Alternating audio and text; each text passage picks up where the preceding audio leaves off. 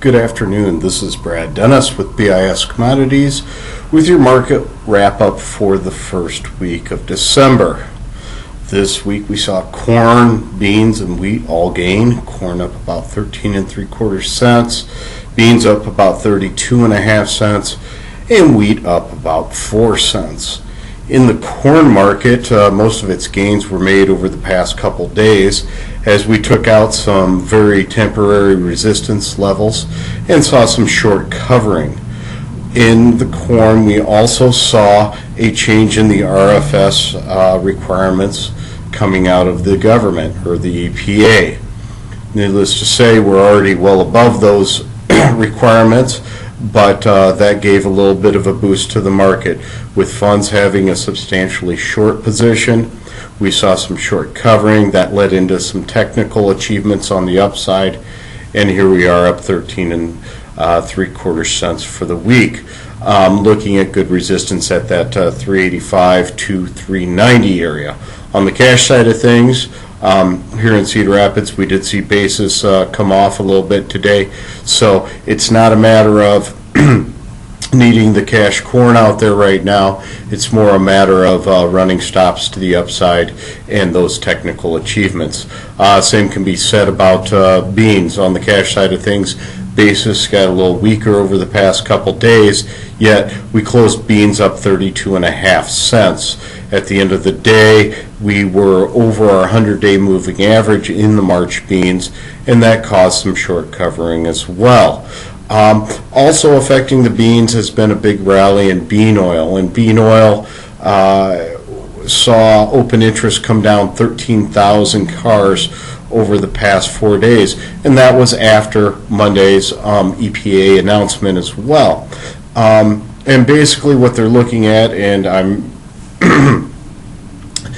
definitely not an expert on the subject, but it sounds like the tax credits will go to those domestic bean oil users instead of getting tax credits for importing bean oil. So everybody's putting the pencil to the paper and trying to find out domestically how much bean oil we will be using. So like I said, open interest was down 13,000 in bean oil, so a little bit of short covering rally out of there too. Got to remember, we've had a terrible year for commodities as well, so coming into this last month, you might see a boost as people take some profits. Over in the wheat, same situation, only up 4 cents though. Today, looking at the commitment of traders, we did not see a substantial downfall in open interest, so from that standpoint, wheat's kind of following to a certain extent. I think more so there was a big correlation between how the dollar dropped $2 on Thursday, and that gave wheat a little bit of life, and that's where most of that short covering came from. But for the most part, wheat has priced itself out of the market with the rally that we saw this week. You look at the StatsCan numbers, and it shows a much higher level or much higher stocks than anticipated on wheat too. So as long as that doesn't become a technical trade, wheat will probably wallow to the downside here a little bit more, I would imagine. Over in the livestock market, we have D's cattle down about $8 for the week. A lot of that has to do with first notice day coming out on Monday. In the December cattle. Also, we're hearing that 121 is being offered there in the cash markets out in Iowa. Basis seem to stay at about $8, but now with December cattle going into first notice day and getting into delivery, we're seeing that basis shrink a little bit. So that's bringing the futures and the cash a little bit closer together. Excuse me.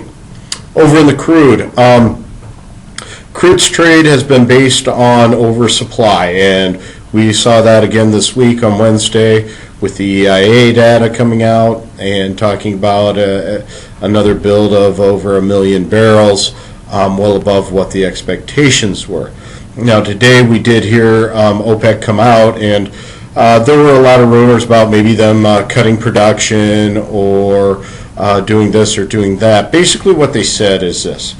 All right, OPEC produces X amount of oil, but they always produce more, so it's this X amount of oil that's the actual number that they produce. So today they said that their production number is going to be here, 31.5, which is what they're producing right now. So no cuts made out there, so prices should continue to fall some. I think we were down $1 today. When you look at a production number of 31.5 million barrels, you're looking at excess of 700,000 a day. So there's still going to be pressure on this market, and there's still being a build. Now, we are seeing the spreads widen out too, and we're starting to see that it is possible to be holding that crude offshore on tankers now, waiting for prices to rise. So keep an eye on those spreads a little bit to see if that excess storage is available down the road. Then over in the equities, most of the action came yesterday. Yesterday morning, Draghi, who is the head of the European Central Bank, or the ECB, came out and they did a little bit of rate adjustment to the downside. Not as much as the market had anticipated. The market had anticipated this huge quantitative easing package coming out of them, and it was surprised that that did not happen. So what happened? You rallied the euro currency and you sold off the dollar $2. Okay, with that dollar being sold off $2, we saw a lot of short covering in commodities, in the corn, beans, wheat. That started things to the upside. In the crude oil, we saw a lot of covering over there too. Out in the softs, we saw people buying back their shorts over there.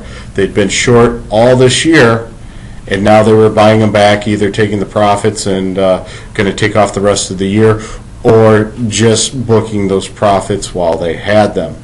So we're seeing, all right, Draghi comes out, he talks about, he was a little bit more dovish than people had or a little bit more hawkish than people had anticipated, meaning he didn't do quite as much as what everybody was expecting. Dollar goes down, euro currency goes up, you have a little bit of a commodity rally. Today we see jobs.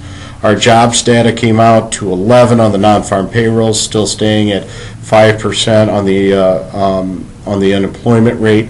That's positive.